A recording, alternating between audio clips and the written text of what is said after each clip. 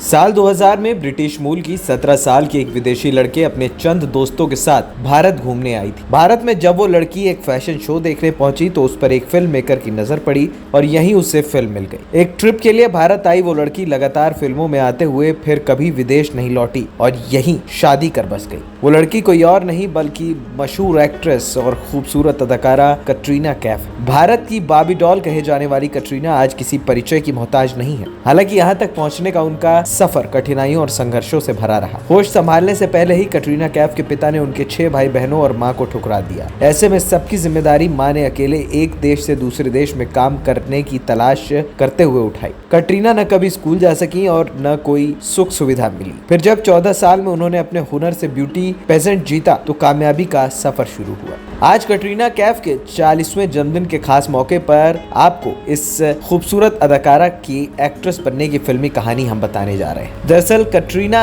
कैफ का जन्म 16 जुलाई 1983 को विक्टोरिया, हांगकांग में हुआ था। उनके पिता का नाम मोहम्मद कैफ है, जिनके पूर्वज कश्मीर से ताल्लुक रखते थे। मोहम्मद कैफ के पूर्वज अमेरिका में ही आकर बस गए और वही बिजनेस करने लगे। कटरीना कैफ की मां का नाम सुजैन टर्कोट है, जो एक लॉयर और सोशल एक्टिविस्ट है। कटरीना के माता पिता शादी के बाद हांगकांग आकर बस गए। एक बड़े सेबेस्टियन और 3 बड़ी बेटी स्टेफनी, क्रिस्टीन और नताशा के बाद कटरीना का जन्म हांगकांग में ही हुआ। कटरीना की 3 छोटी बहनें मेलिसा, सोनिया और इजाबेल भी हैं। कुछ समय बाद जब आपसी मतभेद बढ़ने लगा तो कटरीना के पेरेंट्स ने तलाक ले लिया। तलाक के बाद पिता मोहम्मद कैफ ने 8 बच्चों को सुजैन के पास ही छोड़ दिया और कोई भी आर्थिक या दूसरी मदद नहीं। पिता ने ठुकराया तो माँ अलग अलग शहरों में नौकरी कर बच्चों की परवरिश करने लगी। तब से लेकर आज तक कभी कटरीना अपने पिता से नहीं मिली। काम के सिलसिले में कटरीना की माँ सुजैन को लगातार शहर और देश बदलना पड़ता था। एक जगह न ठहर पाने के चलते उन्होंने कभी अपने बच्चों का दाखिला स्कूल में नहीं करवाया। बच्चों को पढ़ाने के लिए घर पर ही अलग अलग ट्यूटर बुलाए जाते थे। सबसे पहले कटरीना के कुछ साल हांगकांग में बीते, फिर परिवार चाइना चला गया, वहां से जापान, फिर फ्रांस, स्विट्जरलैंड, पोलैंड, बेल्जियम, हवाई और फिर लंदन। कम उम्र से ही कटरीना ने परिवार की आर्थिक स्थिति को देखते हुए मॉडलिंग की दुनिया में कदम रख दिया था। महज 14 साल की उम्र में उन्होंने हवाई में एक ब्यूटी कॉन्टेस्ट में हिस्सा लिया और जीत हासिल की। इस जीत के बाद कटरीना को ज्वेलरी ब्रांड के लिए मॉडलिंग करने का मौका मिला और फिर उन्हें लगातार मॉडलिंग प्रोजेक्ट्स मिलने लगे। कटरीना का हुनर उन्हें लंदन फैशन वीक तक ले गया और वो लंदन में ही प्रोफेशनल मॉडल के तौर पर काम करने लगी। मॉडलिंग के दिनों में कटरीना की दोस्ती कुछ एशियन लोगों से हुई। वे एशियन लोग एक ट्रिप में भारत आ रहे थे। उन्होंने कटरीना से पूछा कि क्या उनके साथ चलेंगी। फिर क्या था, कटरीना भी मान गई और भारत आ पहुंची।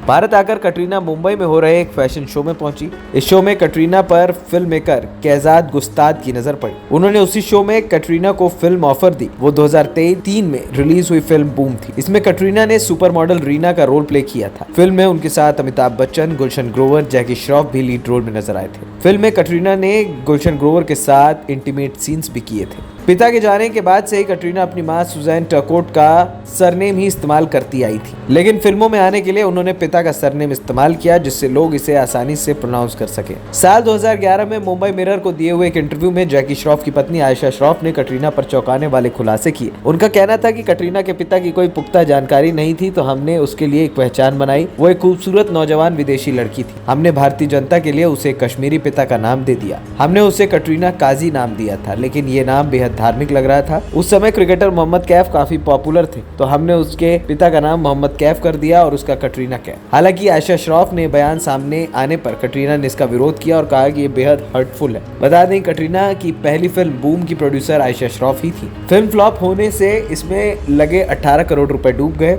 इससे आयशा ऐसे कर्जे में डूब गई कि उन्हें अपने घर का फर्नीचर तक बेचना पड़ा। कटरीना की डेब्यू फिल्म बूम तो फ्लॉप हो गई, लेकिन उन्हें कई दूसरी फिल्मों और मॉडलिंग प्रोजेक्ट्स के ऑफर मिलने लगे। लगातार मिलते काम के बाद कटरीना ने भारत में रहकर ही मॉडलिंग करियर बनाना शुरू किया। इंडियन फैशन वीक में फैशन डिजाइनर रोहित बहल के लिए वॉक कर कटरीना कैफ सुर्खियों में आई। इसके बाद वो Kingfisher calendar, Coca Cola, LG, Fevicol के एड में भी नजर आई। महेश भट्ट ने फिल्म साया में कटरीना को साइन किया। इस रोल के लिए उन्होंने हिंदी सीखी थी, लेकिन पिछली फिल्म में उनके एक्सेंट की काफी आलोचना हुई। जब कटरीना का ऑडिशन लिया गया तब महेश भट्ट उनकी एक्टिंग से संतुष्ट थे, लेकिन जैसे ही पहले दिन शूटिंग शुरू हुई तो महेश भट्ट भड़क गए। उन्होंने कहा कि कटरीना वैसी एक्टिंग नहीं कर रही है जैसी उन्होंने ऑडिशन में की थी। नतीजतन महेश ने पहले दिन ही कटरीना को फिल्म से बाहर किया। उनकी जगह फिल्म में जॉन अब्राहम के साथ तारा शर्मा को कास्ट किया गया।